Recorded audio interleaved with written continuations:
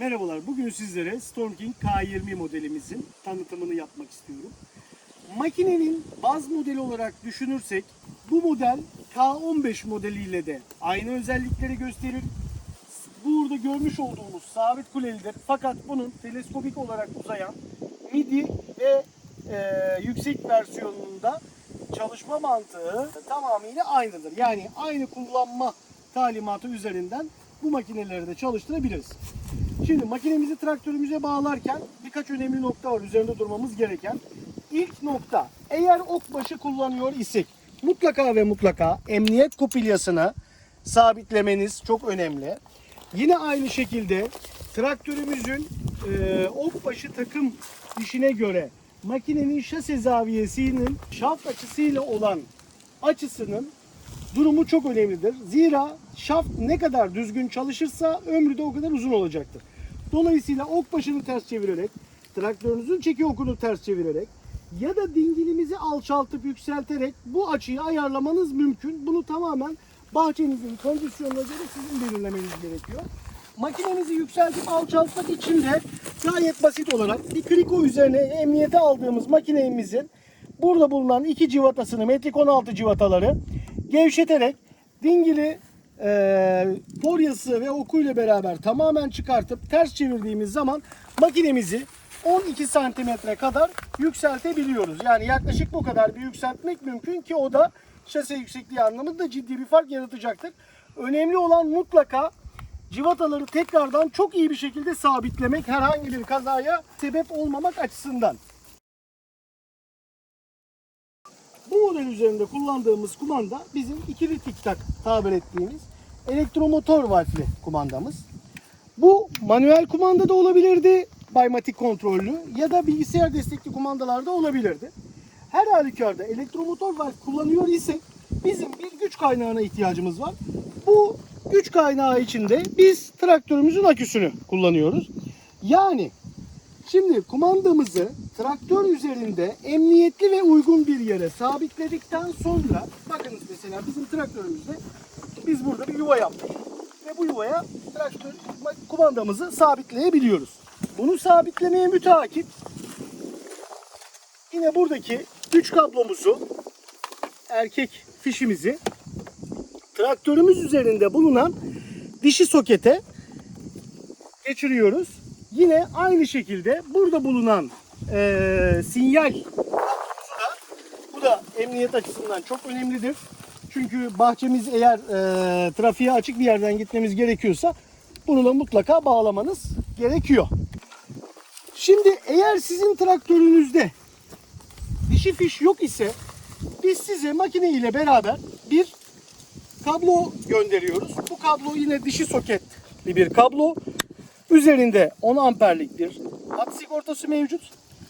Bunu direkt aküye bağlayabilirsiniz ya da elektrikçiniz vasıtasıyla kontağa da bağlatmanızı tavsiye ederiz. Kahverengi pozitif, mavi negatiftir. Buna mutlaka ve mutlaka riayet etmek gerekiyor. Şimdi yine makinemizi kullanmaya başlamadan önce doldurmamız gerekiyor. Ana tankı doldurmak için iki yöntemimiz var. Yöntem kullanabiliriz. Birincisi ana tank üzerinden yine mutlaka eleği kullanmanızı tavsiye ederiz. Buradan herhangi bir su kaynağı vasıtasıyla doldurabiliriz. Ya da makinemizin diğer bir özelliği olan kendi kendine doldurma sistemini kullanabiliriz. Nasıl çalışıyor bu sistem? Müsaade edin göstereyim. Hemen arkasına dolanıyorum. Şimdi makine ile beraber göndermiş olduğumuz 4 metre uzunluğunda bir hortumumuz var. Bu hortumun erkek ucunu şuradaki ejektöre sokuyoruz ve su kaynağımız da kesinlikle 2 metreden yüksek olmaması gerekiyor. PTO'yu çalıştırdıktan sonra şurada bulunan vanayı açtığımız zaman, bu pozisyona getirdiğimiz zaman otomatik olarak makine suyu emmeye başlıyor ve kapağın önünde bulunan rekordan suyu kapağın içerisine doğru tahliye etmeye başlar. Bu aşamada basıncı ne kadar yükseltirsek buradaki basınç regülatörü marifetiyle dolum da o derece hızlanacaktır. Makinenin dolumu aşamasını tamamladıktan sonra filtreyi temizlemekte fayda var. Şurada bulunan 3 yollu vanayı kapalı pozisyonuna getirdikten sonra filtremizi açarak, bu aşamada tekrar su gelmeyecektir filtreden, filtrenin içerisinin temizlenmesini sağlayabiliriz. Yine mutlaka çalıştırmaya başlamadan önce pompa yağ seviyesini kontrol etmek gerekiyor. Bunun minimum seviyede olması bizim tercihimiz. Yine aynı şekilde ilaçlamaya başlamadan önce burada bulunan emiş vanası, emiş seçici vanayı ana tank pozisyonuna, aşağı pozisyonuna, ilaçlama pozisyonuna getirmemiz gerekiyor. Karıştırıcılar her ikisini de kapalı pozisyonu budur, açık pozisyonu budur. Açık pozisyonunda bulunmasını tavsiye ediyoruz. Yine aynı şekilde ilaçlamaya başlamazdan evvel makinemizin yağlı olduğundan, bakımlı olduğundan emin olmak için arka tarafta bulunan, burada ve makinenin simetrisinde diğer tarafta bulunan gresörlüklere manuel gres pompasıyla 3 ya da 5 kol bir yerden çıkmayacak. Kesinlikle havalı pompa kullanmıyoruz. Çünkü keçelerin atmasına sebep olabiliriz. Gres basıyoruz ki makinenin de rulmanlarının yağlı olduğundan emin olalım. Bu modelimizde kalibrasyon kapağın altında saklanmış durumda. Bu şekilde bunu açabiliyoruz. Buradan daha önce belirlediğimiz değerlere kalibrasyon vanalarını getirerek bu makinemizi ayarlayabiliyoruz. Bunun dışında istersek şuradaki kelepçeleri gevşeterek üfleçlerin çalışma açısını değiştirebilir. Dilersek ikişer ikişer olmak suretiyle nozulları açıp kapatabilir ya da kısabilir. Miktarını azaltıp çoğaltabiliriz ayrı ayrı.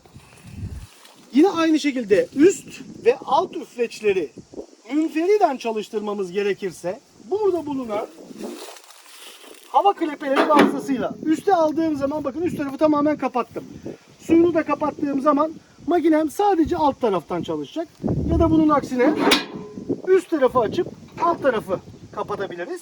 Yine buradan aynı şekilde alt tarafları minimum seviyeye getirip üst tarafı ayarlayarak sadece üst tarafı da kullanabiliriz. Münferit olarak alt ya da üstü ayrı ayrı çalıştırabiliyoruz. Yine üst taraftaki kelepçeleri gevşeterek üfleçlerin açısını ağacımızın, bahçemizin durumuna göre ayarlayabiliyoruz.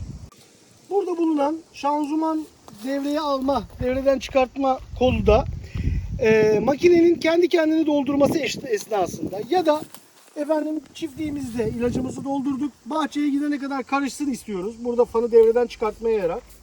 Bakın şurada kolu sert bir şekilde yukarıya kaldırdığım zaman şanzımandan sonra fan aşamasını devreden çıkarttığımız için sadece pompa çalışacak. Sadece pompa ile ilgili işte efendim el tabancası kullanabiliriz. Kendi kendini emdirmeyi kullanabiliriz. Ya da karıştırma özelliğini sadece kullanmak için bunu yapabiliriz. Tekrar bahçeye geldiğimiz zaman sert bir şekilde bastırarak makinemizi devreye alıyoruz. Yalnız bu devreye alma ve devreden çıkartma işlemleri esnasında mutlaka ve mutlaka traktörümüzün PTO'sunun kapalı olması gerekiyor. Yoksa sisteme zarar verebiliriz. Yine burada bulunan statik elektrik topraklama zinciri de bu vesileyle buradayken göstermiş olalım. Mutlaka ve mutlaka toprağa teması sağlanması gerekiyor. Makinenin sağlıklı çalışması açısından.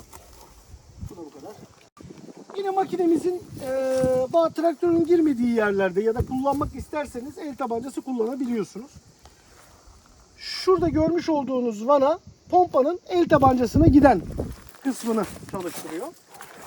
Makinenin şu kısmında bulunan çıkışlara tabancalarınızı takıp buradan da yine basıncı dilediğinizce ayarlayıp burada el tabancasıyla yıkama fonksiyonunu kullanabilirsiniz. Bu fonksiyonu kullanırken yine fanı devre dışına çıkartmanızı tavsiye ederiz enerji verimliliği açısından. Ve yine aynı şekilde diğer bir konuda tabancayı kullanırken kumandamızın kapalı olması gerekiyor. Makinemizin bakımını yapmak için senede en aşağı 3 defa mutlaka burada bulunan kapağı söküp, çok basittir. Şurada bulunan gresörlük somununu ve kapağı tutan 3 tane somunu, civatayı sökerek kapağımızı alabiliyoruz. Şimdi burada en önemli konulardan bir tanesi ara şaftımızın cırcır mekanizması mevcuttur. Ve bunun üzerinde 2 tane gresörlük mevcut. Mutlaka ve mutlaka senede 3 kere bu ara şaftı gresleyeceğiz. Bu çok önemli. Şanzıman yağının değişimi şu şekilde olur. İlk 50 saatte, daha sonrasında 3000 saatte bir değişmesi gerekir ki normal çiftliklerde taktığınız 3000 saat çok uzun bir süre. Şu alt taraftaki civatayı sökerek yağı tamamen tahliye ediyoruz.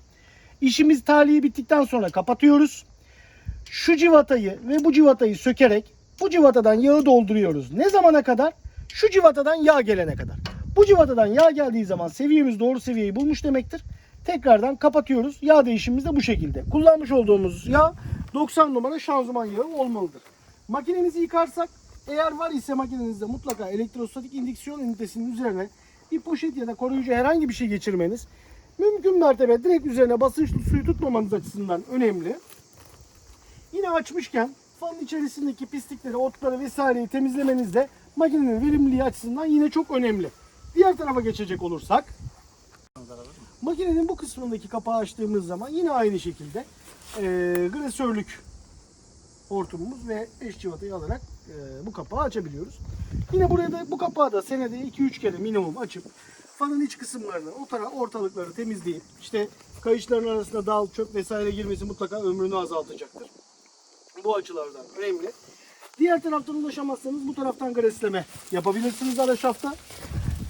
Makineyi kullanırken en önemli olaylardan bir tanesi de bizim makinemiz pneumatik bir makine. Dolayısıyla suyu su basıncıyla değil hava basıncıyla parçaladığımız için mutlaka ve mutlaka bizim pompamız 540 devir dönmek zorunda. Bakın burada traktör devrinden bahsetmiyorum.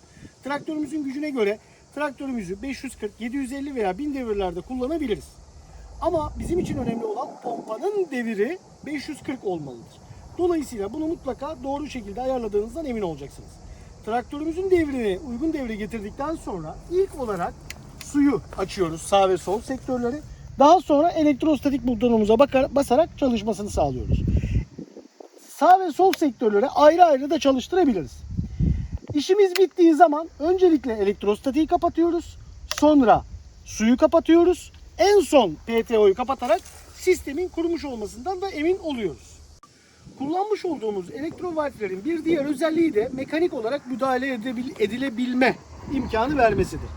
Malum makinemiz bahçede çalışıyor. Dolayısıyla herhangi bir sebepten kumanda kablomuz kopabilir, arıza yapabilir ama biz o esnada ilaçlamamıza devam etmek mecburiyetindeyiz. Böyle bir durumda ne yapıyoruz? Şurada bulunan kapakçığı elimizle sökerek buradaki çevirme turunu elimizle çevirerek ya da bir anahtar vasıtasıyla çevirerek manuel olarak valfleri açıp ilaçlamanın yapılmasını sağlıyoruz. Ne zamana kadar? Servis gelip müdahale edene kadar bu şekilde gayet basit bir şekilde operatörün mekanik olarak makineyi kullanmasını da temin etmiş oluyoruz. Şimdi makineniz eğer elektrostatik özellikli ise burada bulunan şarj barları vasıtasıyla yükleme yapılıyor. Dolayısıyla bunların temiz olması inanılmaz önem arz ediyor. Dolayısıyla arada bir mümkünse her kullanımdan sonra bir bulaşık süngeri olabilir ya da bir temiz bez vasıtasıyla plakaların üzerine temizlersek elektrostatik sistemimizin maksimum randımanla çalışmasına imkan sağlamış oluruz. Eğer ki nozullarımız herhangi bir sebepten dolayı tıkandığını ya da az su geldiğini düşünürsek gayet basit bir şekilde bakın bunları sökmek çok kolaydır. Şu tırnağı geriye doğru çektiğim zaman hortumu rahatlıkla elime alabiliyorum ya da yine aynı şekilde memeden sökebiliyorum. Buradan bir çubuk, bir tel vasıtasıyla pisliğin gitmesini sağlayabiliyoruz. Bu da son derece basittir.